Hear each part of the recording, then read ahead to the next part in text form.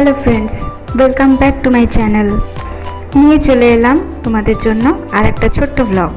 তো চলো আজ তোমাদের সঙ্গে শেয়ার করি আমার আজকের ব্রেকফাস্ট। তো সকাল সকাল ছেলেকে স্কুলে পাঠিয়ে আমি বসে পড়লাম ব্রেকফাস্ট রেডি করতে, কেননা আমাকেও স্কুলে বেরোতে হবে। আগের দিন ডিনার তাড়াতাড়ি করার জন্য ব্রেকফাস্টটা কিন্তু আমি রোজই হেভি করি। আর ব্রেকফাস্টে আমি রোজই অনেক ভেজিটেবলস ইনক্লুড করি। শুধু ব্রেকফাস্ট না, লাঞ্চ ডিনার সবেতেই আমার ভেজিটেবলসটা অনেক পরিমাণেই থাকে। তো আজ আমি যে ব্রেকফাস্টটা করব তার মধ্যে আমি অনেক পরিমাণে ভেজিটেবলস দিয়েছি, দেখতেই পাচ্ছ। আর একটা আটা ম্যাগি থাকবে। আমি এমনি ডায়েটের জন্য নর্মাল ম্যাগি ইউজ করি না। যদি কখনো ব্রেকফাস্টে আমার ম্যাগি খেতে ইচ্ছে হয় তো আমি সেখানে আটা ম্যাগিটাই ইউজ করি। আর অবভিয়াসলি অনেক কম তেল দিয়েই আমি এই আটা ম্যাগিটা বানাচ্ছি, বুঝতেই পারছো। তো এতটা পরিমাণ সবজির মধ্যে আমি কিন্তু একটাই ম্যাগি ইউজ করব।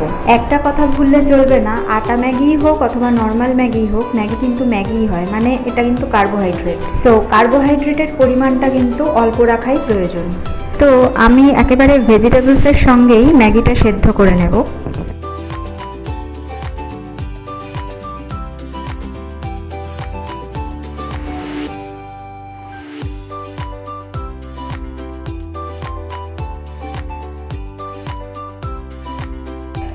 তো ওখানে ম্যাগিটা আর ভেজিটেবলসটা সেদ্ধ হতে থাকুক, আমি এখানে এবার রাতের বিছানাটা তুলে ফেলছি।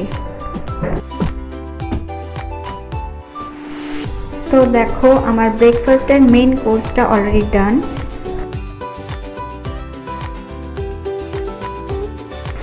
তো ব্রেকফাস্টের মধ্যে আমি প্রোটিন হিসাবে একটা ডিমের পোচ করে নিয়েছি। তো ব্রেকফাস্টের মধ্যে ভেজিটেবলসের সঙ্গে অল্প পরিমাণে কার্বোহাইড্রেট আর একটা প্রোটিন রইল, সঙ্গে রইল একটা ফ্রুট, একটা শসা আর 150 গ্রাম দই। তো চলো ফ্রেন্ডস, ব্রেকফাস্টটা করে নিয়ে আমি স্কুলের উদ্দেশ্যে রওনা দেব। তো দেখো আমি রেডি হয়ে গেছি। তোমরা কি ব্রেকফাস্ট করলে অবশ্যই জানিও কিন্তু। টাটা।